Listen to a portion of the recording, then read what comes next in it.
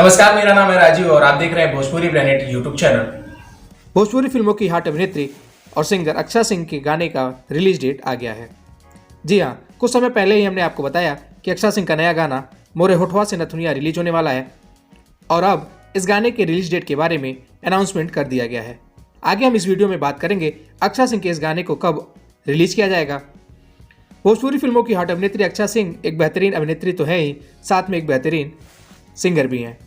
आए दिन अक्षा सिंह अपने चाहने वालों के लिए एक से बढ़कर एक धमाकेदार गाना लेकर आती रहती हैं और बहुत जल्द अक्षा सिंह का नया गाना मोरे होठवा से नथुनिया भी रिलीज होने जा रहा है। आपको बता दें कि अक्षा सिंह के इस गाने का पोस्टर सोशल मीडिया के माध्यम से रिलीज कर दिया गया है, जिसे भोजपुरिया दर्शक काफ़ी ज़्यादा पसंद कर रहे हैं।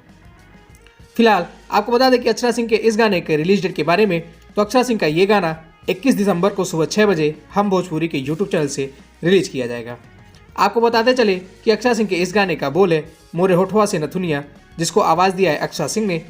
इस गाने को संगीत से सजाया है आशीष वर्मा ने और वहीं इस गाने के लिरिक्स को लिखा है आशीष वर्मा ने।